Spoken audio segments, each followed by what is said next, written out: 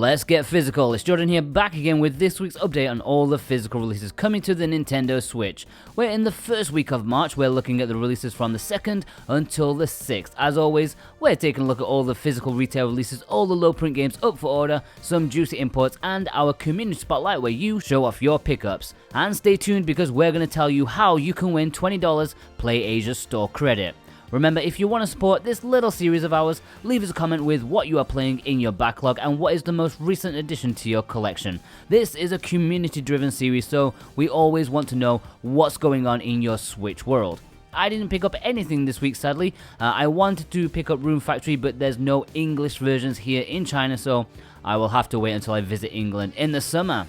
Anyways, this week's physicals. Leading the pack this week, we have a big Nintendo title, something I'm very excited about: Pokemon Mystery Dungeon Rescue Team DX. This is a much augmented remake of the original two games into one. A lovely art style plus enhancements to a game that's part of one of my favorite genres. I can't actually wait. Many people are questioning the price, and that's fair enough. They used to be cheaper on the DS and 3DS, but you shouldn't always judge a game by its graphics and simplicity. These are usually very good games, and I can get equal enjoyment from these as much as any other AAA game. Am I the only one who feels that way? Anyways, this releases on March the 6th.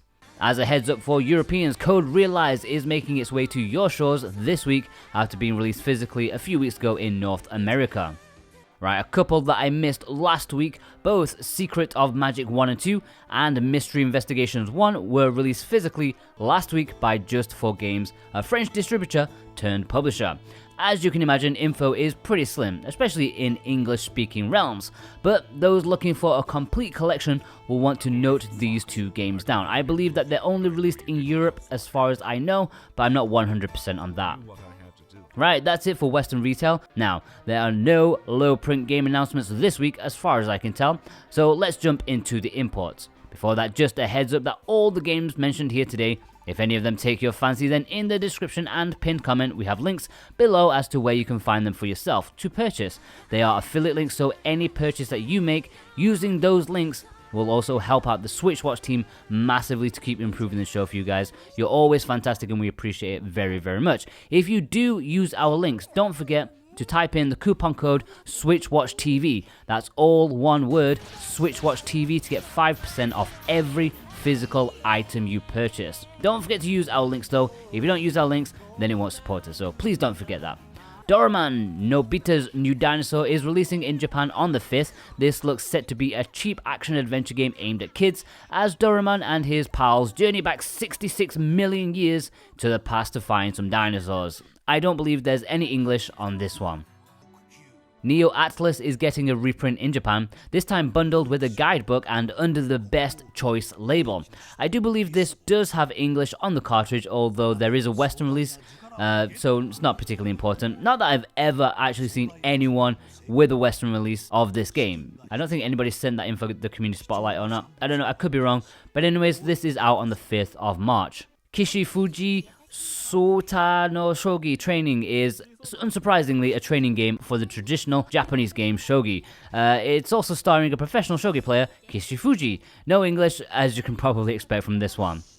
Also, a bit of an uncertainty, but there are murmurings that Play Asia's exclusive Distraint collection, featuring both games in the series, could be sent out this week, maybe. If you don't remember, then these are 2D puzzle horror games, very surreal and weird, and they look quite cool. There's a standard edition and a collector's edition. Right, let's jump into the community spotlight. Now this is where $20 Play Asia store credit is up for grabs. Courtesy of Play Asia, because you guys have been so amazing in your support for us, they are allowing us to give away $20 store credit every month. And we thought we would give them away to you in the community spotlight. Yes, if your photo is featured in the community spotlight, then you will be in with the chance of winning it at the end of each month. The winner will be picked completely at random during the last video of the month, and only one entry per person. So if you're a regular who sends in a photo every week, you still only get one entry to win the monthly prize. I'm anticipating that this will increase the amount of photos sent in each week, so perhaps not everyone will be featured. I will have to, omit some, but all pictures are chosen at random, no bias. Clear? Right. Bender sent in this fantastic shot, as he always does, the Hollow Knight Collector's Edition. I don't know why, but when I see this box, I immediately think of a wedding cake, and it makes me rather peckish. That's just me being weird though. Lovely set for an outstanding game. Phison wanted to show off both the Psycho collections. I'm quite a big fan of these big boxes that they put together. I was worried that they'd missed the boat with these physicals, but they seem to have made it worth the wait for many people. I'm quite jealous. Nintendo Gamer Gal sent in these 5 pickups. Very nice. Interesting to see Burger Time there. Don't see many people with that. I am curious as to how that one sold. Also, I'm still wanting that ukulele. I just need to find it for a sweeter price for me myself. Captain Slow wanted to show off this fine collection here. Really nice stuff, and a game that I didn't actually know had a physical release. Unravel 2. I honestly thought Unravel 2 was only digital, you know? You learn something new every day. Martin, with an I, showed off these games. Loving the indie appreciation there. Ninja Saviors is a great little beat 'em up for those interested in the classics of the genre. Again, Psycho shooters. Maybe it just resonates with our audience, but it seems like a lot of people are picking this one up. Gannicus got these in to show off a triple whammy of visual novels, with Steins Gate in the middle being one of the top tier ones, right? I don't know, I kind of forget with that series. But anyways, if you enjoy visual novels, then these 3 should be on your list at some point. Demigs showed off these 4 games, yet another Panty Party and the classic Cave Story Plus. Interesting fact, this was one of the first Switch games that I bought physically, and I've still not played it to this day. Yeah, I've had it about 3 years now, and I've still not played it. Peter Clark got in these 2 this week, Dragon Quest XI, the Asian version, which does have English thankfully, unlike the Japanese version, plus Banner Saga with the download requirement. Thankfully, it's just an update rather than a redeemable code, but still, it's a shame that they couldn't fit them all on one cartridge. Derek appeased my eyes with these imports and low prints. That big box of Maitetsu Pure Station Collector's Edition, oh, I had no idea it was so massive, but it definitely makes me want it. Is it wrong to try to pick up girls in a dungeon? Also the Collector's Edition, which kind of looks tiny in comparison, plus all sorts of other cool releases, including a game that truly disturbs me, Pettoon's Party. You know, some character designs are often best left in people's heads. Mansfield Bear showed off 2 pictures that include some fine JRPGs and some great indie titles. I am curious as to how Helmet is. It's published by Funbox Media, which is always a massive warning sign, but they do have 1 or 2 decent releases every now and again, so opinions on this one please. Choco Loco James wants to show off this nice bubble for friends, just to make Americans jealous I suppose. It is worth noting that this isn't the collector's edition, it's kind of like a middle tier edition, but I really like that poster. That needs to go on my wall. Martin, with a Y this time, showed off this lovely collection. I'd like to point out It'll Do Too, which is a game that I really want to pick up eventually, but you know, it's never easy to find here in China.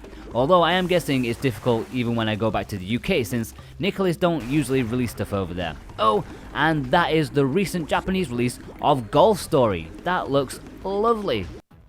My main man Reagan sent in this picture of Powerumi for the PS4. Where is the Switch version of this, PlayAsia? Come on guys, I need this one on my Switch because it looks pretty awesome. Retro Games showed off the fantastic archival edition of Room Factory 4 Special. This one is lovely. That is one lovely thick art book and soundtrack. I definitely want it. Luke Palmer showed off this game that I really love, Dusk Diver, the Day 1 edition. P-Cube tend to do these nice little Day 1 editions, and here are some cool pin badges as well as a little art book to go along with it. Highly recommended by me. Rick showed off quite a few low print games. Man, I kind of want that double Switch. I'm hoping that's the one that I get in one of the blind boxes that I bought.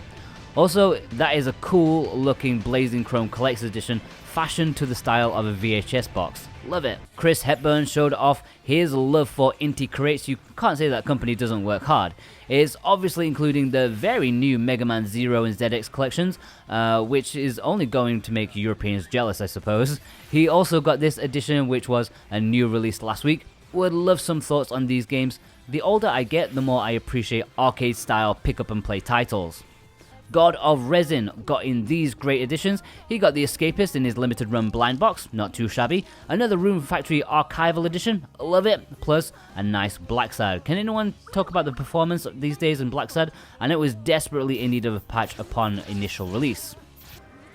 As we can see, Arthur van Horsen is a man of culture with the collector's edition of Knights of Azure 2, which is probably better than the actual game itself. I mean, I want it, although I can imagine that it's not easy to get a hold of these days. I mean, just look at that. I'm sure many a dude is now rapidly searching eBay right now to try and find this one. And it's also always nice to see something as quirky as Umihara Kawase in a photo.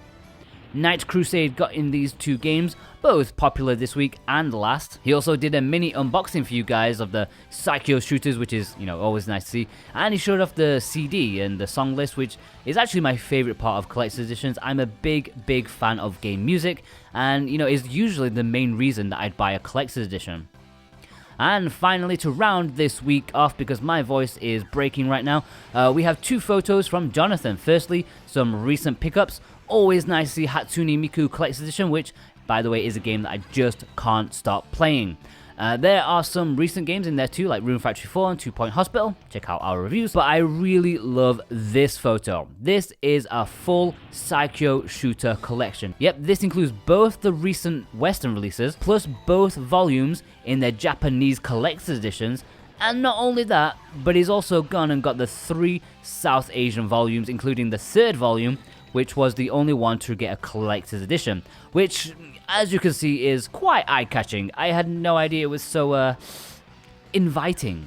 Alright, thanks ladies and gents, I really appreciate you sending in your pictures. If you want to send in your recent additions, it's either 1 game, 5 games or 20 games, it doesn't matter because it's not a competition.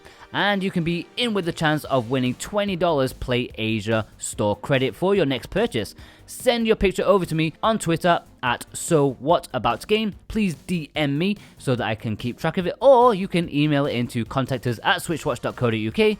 Just make sure you start the email with Community Spotlight so that I don't miss it. Plus, we have a Discord, which is a nice way for us to talk with you guys, and the link for you to join it is in the description and the pinned comment. Right guys, I hope you enjoyed this slightly scant new physicals week. What is taking your fancy? Be sure to check out last week's episode in case you missed it, that was packed, and check out last week's slew of reviews, including the incredible looking Bloodroots and of course Rune Factory 4. We'll see you guys over there. Take care.